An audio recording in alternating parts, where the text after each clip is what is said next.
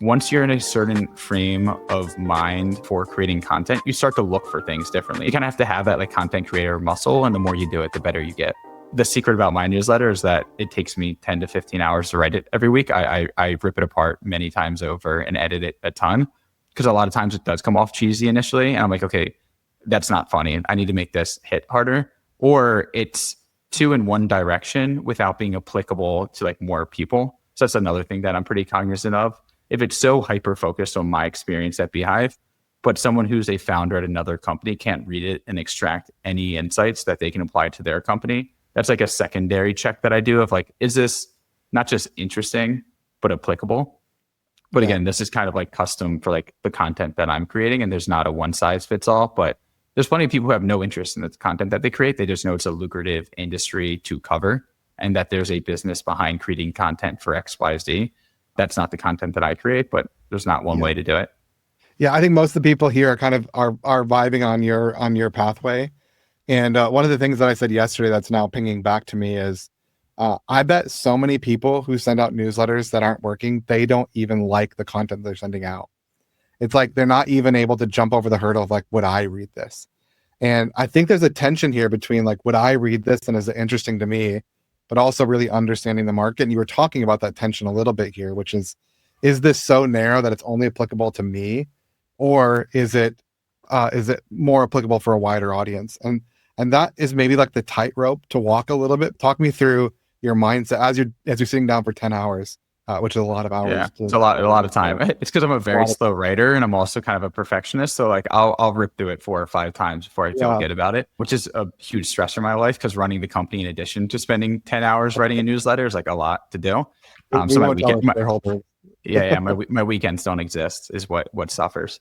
No, I guess it's also important to understand why you're creating content, and it's not always for the same reason, right? Like some people are in the content business for business. Like they want to generate revenue, they want paid subscriptions, they want ad revenue, they want to reinvest and grow an audience. Call it like the Morning Brew hustle playbook, like that exists. There's other people who create content where money isn't the motivating factor, or maybe it's not business. It is just because they want an outlet, and by having an audience of people who follow them, that opens doors beyond just capital. And is that invitations to different panels or events, or being a thought leader, or advancing your career. So I think it's first important to understand like why you're creating content. I know that Beehiiv leans heavily because we've had so many acquisitions on the platform of like the business focus. Like if I scale this quick enough, there's a large SaaS company who wants this exact audience that I can flip this for $1 million. And like, that's a great outcome. And like, that's great. And like, we definitely like, that's cool. Encourage people can, generate revenue and like an asset that is valuable to other companies.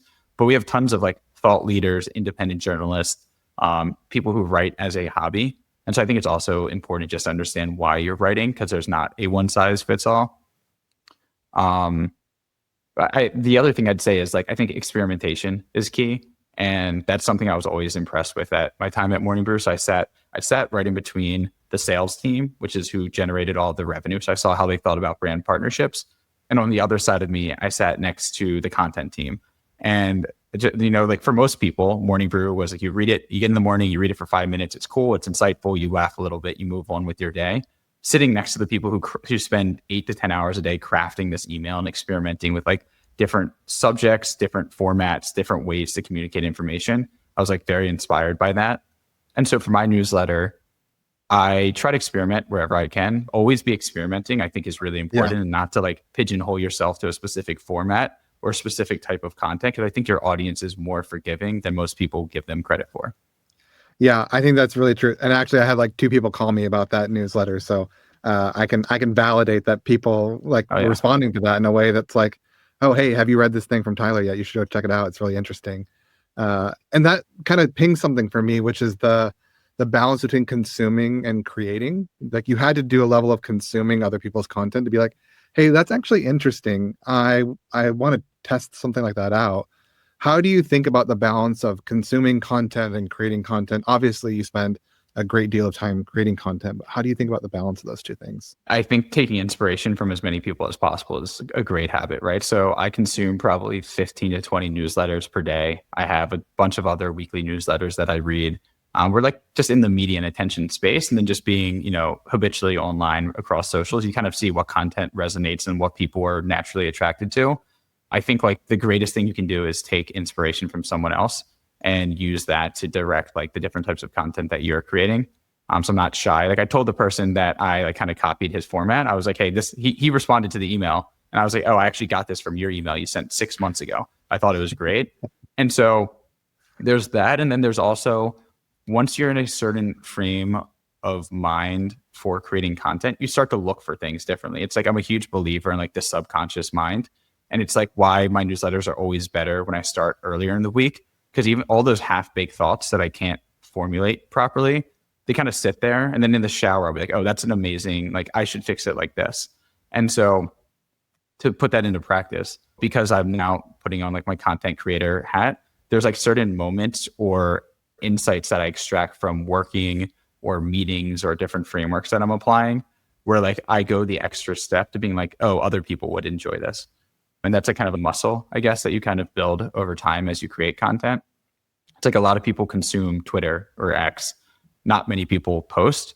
But once you get in the habit of like seeing what people resonate on X, then like you'll be walking down the street one day, see an interesting billboard, and you're like, oh, that's like actually really interesting. I have an insight on that, and you can share it. So you kind of have to have that like content creator muscle, and the more you do it, the better you get. Yeah, that's good. It's again like the secret here is there's no secrets. It's just you've got to be bad at something. You've got to work at it. You've got to grow in time. You've got to learn what works and doesn't work and create those feedback loops. But I'm particularly drawn to like the starting and the earlier in the week. Talk to me a little bit about your process, because 10 hours is a lot of hours. And if I were just listening before, it would sound like, all right, well, he does it on the weekends because he's CEO of this company. So he must start Saturday morning and then publish it Sunday night. But it sounds like you have found a habit of like getting into it early in the week, creating more time and space between writing, ideating, publishing. Talk to me about that process a little bit. Yeah, so I have an Apple Notes pad of like all of the different topics that I want to write about, which is like a running list, right? So whether it is a book that I read that I'm applying a new framework to the company, a meeting or insight, or some initiative that we're kicking off and we have data to prove something interesting that I think other people could extract, I just have this like running list of things I want to write about. And I'll prioritize them relative to like relevance and, like it's better to launch this now. This one can wait till like Q4 or whatever. So that's like a running list that's always kind of top of mind. What I'm not good at, and generally I'm not good at writing, like it's super stressful for me. I have writer's block a lot. And so what I've learned is like when I wait till Sunday to write my newsletter, some days you just don't have it. And there's nothing more stressful than knowing that you have like, and granted, I put all the pressure on myself. My 100,000 readers, like they're not paying for it. If it's a bad email, like no one's going to get super pissed off and like mad at me. So it's all like self pressure that I put on myself. But knowing that 100,000 people are going to receive this email, it's Sunday night, and like the words just aren't coming out is like a super stressful period or experience. And what I've learned from running the company is I'm trying to reduce the stress in my life to the best of my ability. And so procrastinating writing the newsletter is one of the bigger stressors. So what I learned is what I try to do, like a preferred process, I have it like an hour blocked on my calendar tomorrow. I'm just going to write a super sloppy, top of mind rough draft that like spelling isn't important. The sentences don't have to be formatted perfectly. I just kind of want thoughts on paper that I know I'm going to go back and clean up.